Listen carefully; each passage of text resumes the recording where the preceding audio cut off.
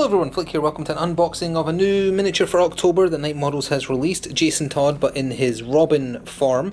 Got this directly from Night Models. I bought it. The trip to Scotland from Spain has resulted in a little bit of a dent in the box. But we're going to take a look at the miniature, just out of the box. I hope it's not a trend that's going to continue, but for the October releases, Night Models did not show off the rules early for this Robin, for the Watchmen Bat Box, for any of the DC miniature games, although that's par for the course. But for the Batman ones, you could usually check the rules ahead of time. This time you cannot. I hope that is not something that's going to continue, because I like being able to check in advance. Although primarily it is about the model, how they perform on the table does matter to a lot of people as well. So we'll take a look at his rules, see what kind of sculpt we've got in a second as we get this opened up.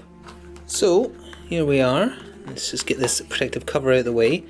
Take a look at the card in a second. I'll probably do a picture to let you see it up nice and full, but then we've got the protective foam. That is overly thick. It's usually like half of that, or maybe even like a third of that. Then we have the bits itself.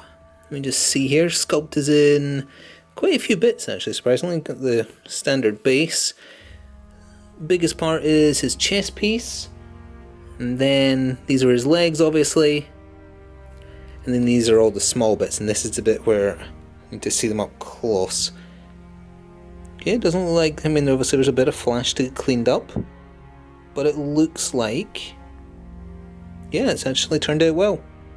I'm a little skeptical of any time there is a miniature with very thin parts, because resin does not do well with thin, as the many broken gun barrels I have on miniatures will tell you. The legs seem fine as well. Yeah, looks like it. Okay. And then the body itself, got a little bit of cleanup to do, but other than that, I don't see any air bubbles, which is the worst part, if you ever get one that has like a pop in it. Yeah, that turned out well. Okay. So now I'm going to look at his card, but I'll probably do a little aside picture of it. But we have the usual format of his stats, and then at the back we have the rules. Doesn't look like he has anything unique to him. Maybe impetuous, which is par for the course. I don't actually know if that's a global rule because it's the first time I've seen it. Alright, let's go through this. So of course we have Jason Todd. He is 59 reputation. He is a sidekick for Brave and the Bold. He has 6 willpower, 4+ strength, 3 move, 4 attack, 4 defense, 3 special, 6 endurance. That's about on par for a Robin stat line, which is the baseline comparison for this. Comparing him to the Dick Grayson Robin out of the Teen Titans Bat Box is probably the closest facsimile, especially because he's using a bow staff here as well. Not so much like the Nightwing or the other Jason Todd miniatures that exist, like the Red Hood or the Arkham Sniper. Both good in their own rights. Arkham Sniper is hindered by him being in the militia, which is not a good crew for the most part. The Red Hood one is very out of date. But he has his bow staff, which is exactly the same as the Teen Titans Robin. Heavy reach, devastating. His batarangs, they're the same as well. He has a bat claw. He doesn't have a bat cape, even though he's wearing a cape, which is, I guess it's not really big enough to float, is it? So that'll be why. He's brutal, gold, or he has gold. He's a handyman, he's impetuous, and he has street guy. So, bat claw, we know what that is.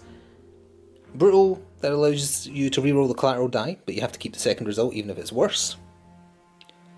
Gold is target an enemy within 8 inches as long as it's not a vehicle. They take a willpower roll. If they fail it, they have to move up to 2 inches towards him, so it helps you displace enemies. Not a skill I use particularly much. Handyman is not a very common rule these days. Doesn't have to spend a movement counter to manipulate an object, otherwise it's known as an objective. In addition, if the handyman is in contact with a damaged vehicle, they can repair it, which you get to be hard pushed to ever find a situation where that's relevant. Impetuous. If this model attacks the closest enemy model when it activates, it gains 2 additional strikes, but suffers -1 to its defense until the end of the round. Okay, so it gives you a harder hit, but for the rest of the round, if you get attacked, -1 to your defense, which puts him at what? Defense 3? Oof. Okay, it fits his character as Robin perfectly. Not sure. It is optional to activate though, right? No, if you hit the closest enemy, it activates by default. That's tough. You don't get to choose whether you're impetuous, which makes sense, I suppose. But it always activates as long as you attack the closest target. That is rough. That means he would need backup to protect him for sure. And then he just has Street Guy. That just means you can crouch at the end of your movement without having to spend special to improve your ping. He doesn't have Acrobat. I mean, it's good that Jason's got a model, but I'm looking at this and wondering why you would take this Robin over the Teen Titans Robin. I think the Teen Titans Robin is about the same cost as well. I don't have the card on hand, so I can't remember, but that same weapons. He's not got Impetuous. He's got Acrobat. He has a Back Claw. It's got to be a price difference, if anything, because I don't see the reason to take this Robin rather, over him, unless you just really like Jason Todd as Robin, I suppose. But the whole reason they killed him off is because nobody did. So, who knows? Not fantastic on the table. The model itself is very nice looking. The sculpt is good, and I've had some unfortunate luck with some resin sculpts from Batman Minis. I think this is a new card they're using. I know you won't be able to see this right now because of a pop-up, but the new card they're using, if we feed back in, it's actually a nicer feeling. It's higher quality paper, but it's also bent more. The model itself, that's the pose. It's finished. It's very dynamic looking. It's a nice looking model. As far as the rules go, though, not really. I don't see the advantage unless it's a points. And again, I can't check offhand, but maybe that's why they didn't show his rules. Variant character. Lackluster compared to Dick Grayson, which is also a variant character. I don't know. It's for the model more so than the rules, I guess, is the long and short of it. This will be getting painted up at some point, but because the miniature rules were not available immediately for the pre-orders for October, and still aren't as of me recording this in October, I thought I'd do this video nice and quick just to show you what the rules are in case you're curious. By all means, if you can see where he would, where this fits in, what kind of Brave and the Bold this would fit in with, talk about it in the comments if you want. His bow staff also isn't as nice looking as the Robin one. It just looks like he's wielding a metal pipe. They should have been really insensitive and made him wield a crowbar.